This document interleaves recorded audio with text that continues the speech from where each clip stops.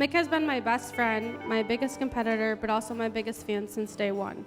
We have lived our lives doing everything together, hobbies, sports, sharing a womb. We even both became nurses, even though Mick should have been an accountant because she can squeeze a quarter out of a penny. She is one of the kindest people you ever meet, but don't let that fool you. She didn't get the name McDirt for no reason.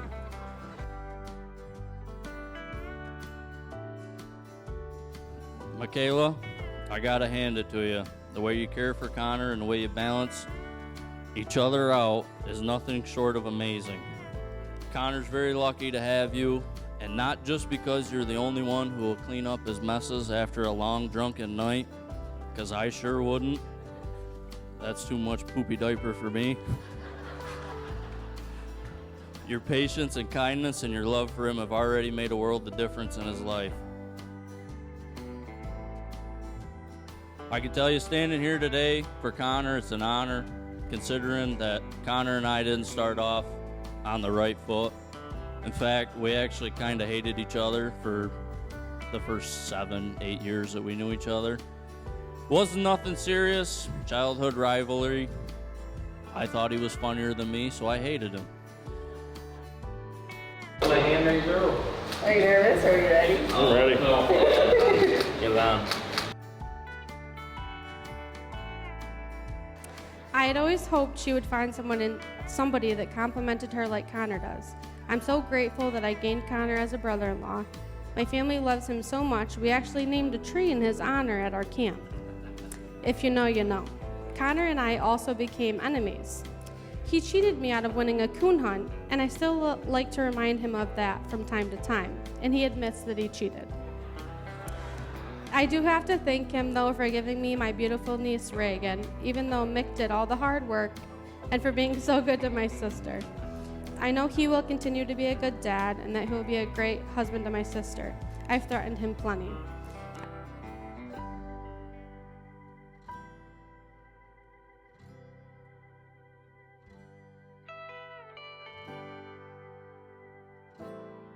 Judas. Come on. That's beautiful. Thank you. You ready? Are you? Mm-hmm. Michaela and Connor, today you're surrounded by your friends and family, all of whom are gathered to witness your marriage and to share in the joy of this occasion. Life takes on new meaning as it becomes composed of meaningful events, some of which can be specified and planned for, and one of these is marriage. As you know, no minister, no priest, no public official can marry you. Only you can marry yourselves by a mutual commitment to love each other, to work toward creating an atmosphere of care and consideration and respect, by a willingness to face the tensions and anxieties that underlie human life. You can make your wedded life come alive.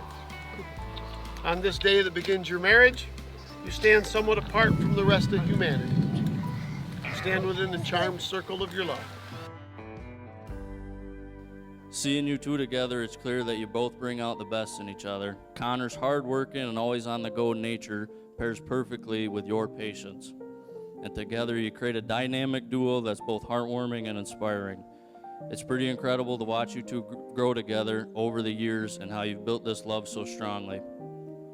So here's to you both. May you both live happily ever after, achieve all your dreams, travel the world, and hey, do everybody a favor, make a couple more cute babies.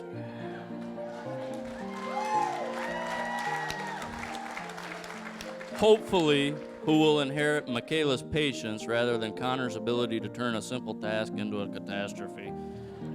Just know, through thick and thin, we've got your backs. You two have faced everything with humor, love, and a bit of craziness, and I can't wait to see what the future holds for you. To Connor and Michaela, let's raise our glasses. May your days be filled with laughter, nights filled with love, and may you never run out of these wonderfully bad ideas that make love so much fun. Cheers.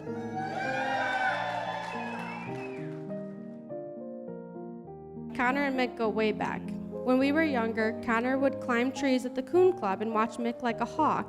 It was like they were destined to be together. I wish you both all the happiness in the world, and I love you both. Please raise your glasses to the new Mr. and Mrs. Carroll.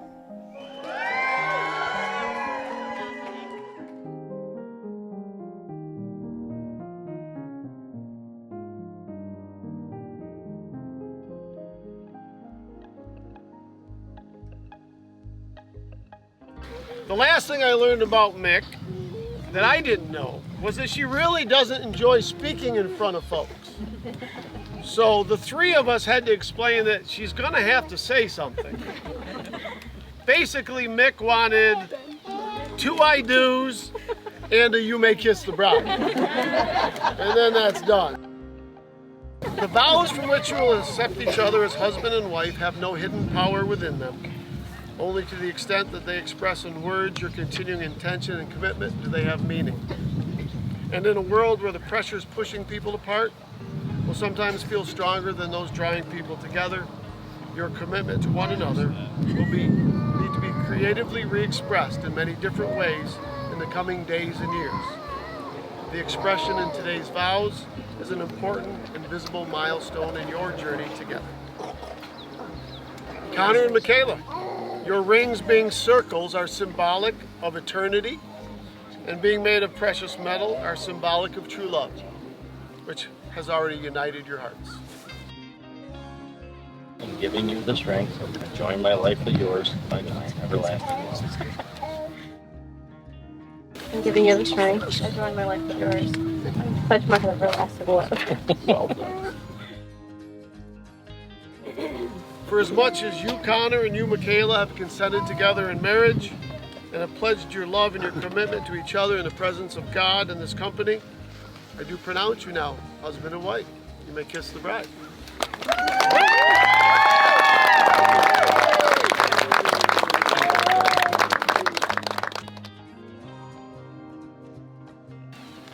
Love is not meant to be and cannot be the possession of one person alone. True love serves as a source of common energy, as a fount from which you both will draw sustenance to live your lives with creative courage. From this day onward, you must come closer together than you have ever before. You must love one another in sickness and in health, for better or for worse. At the same time, let your love give you strength to stand apart, so that you may seek out your unique destinies and make your special contributions to the world. Let us pray. O God, creator and sustainer of all life and love in heaven and on earth, we ask for your blessings upon this new marriage and upon the vows that Connor and Michaela have taken here. May this day and this passage be fruitful to them through an added devotion, through a new inner strength, and through a new sense of sacredness of life. We do not ask that they be kept from all sorrow and trial, but that they may learn from these and become stronger because of them. We do not ask that all life be easy and profitable to them, but that they find life good and worth celebrating. Make them always quick to forgive, quick to laugh, quick to enjoy, and especially, O God, grant them the grace to discover the tremendous delight and joy in the small things. Amen. Ben and Suanne, at this time I want to thank you guys for being a second set of parents to me over the years. It couldn't have always been easy, but you guys always made sure we had everything we needed, and we had a lot of fun doing it. Connor has the best parts of both of his parents. Hard-working, rough, and tough like Ben, but there's one thing we all notice. You have just enough of your mother's loving and caring qualities in you that makes everyone realize that you're actually just a little teddy bear.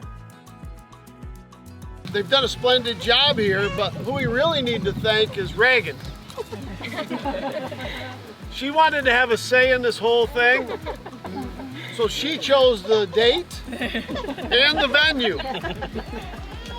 She delayed this ceremony almost a year so her grandpa could finish the work. The little bundle of joy had other plans.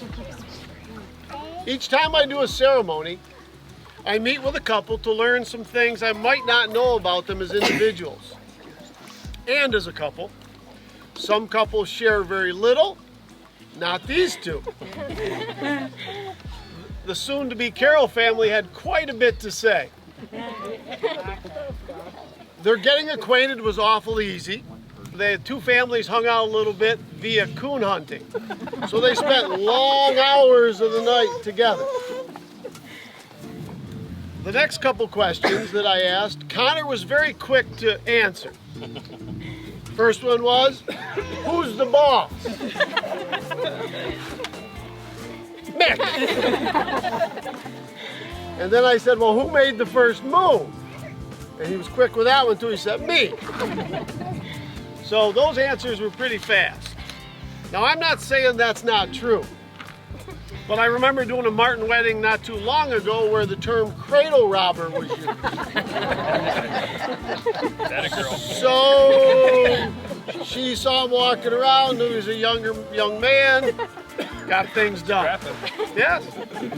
So Connor took the bait, so to say.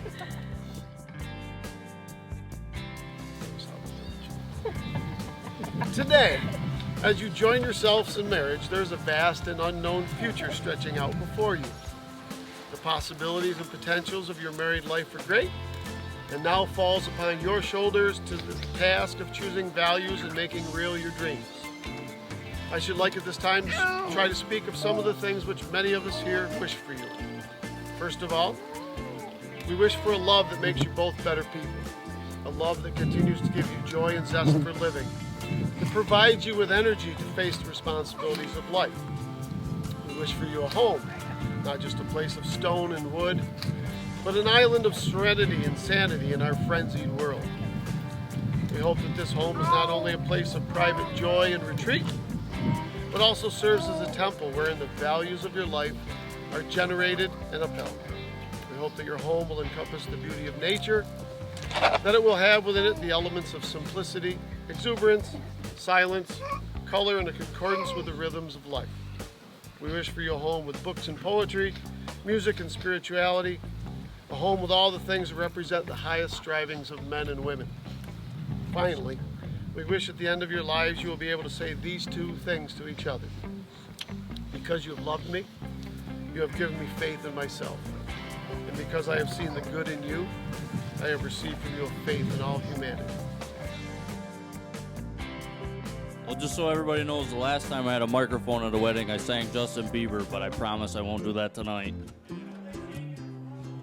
So, no, you don't want that, I promise you. It wasn't until middle school when we were forced to sit next to each other at the academic awards for what felt like an eternity. And as fate would have it, after realizing we weren't taking home any awards to hang up on the fridge, we cracked up over it. Shared a few laughs, and we told the coolest hunting stories we could possibly come up with, half of which probably wasn't true, but it sounded good. Later that night, I think I went over to Connor's house, and the rest is history. Been best friends ever since. Now, when I say Connor and I have had some pretty ingenious ideas over the years, I mean it. I mean, who else would come up with the brilliant idea that 2:30 in the morning is the best time to go out for target practice? Our thought process said if you can hit something in the dark, you ought to be able to hit it in the daylight, right? Thankfully, Sue-Ann was on her A game that night. We only managed to get through about 3 boxes of Ben's 12-gauge shells before she chewed our ass. Luckily for me, I was gone by the time Ben got home, so any backlash from that went straight to Connor. Although, I'm sure when Ben got home, he told Connor it was very logical thinking and not to worry about it.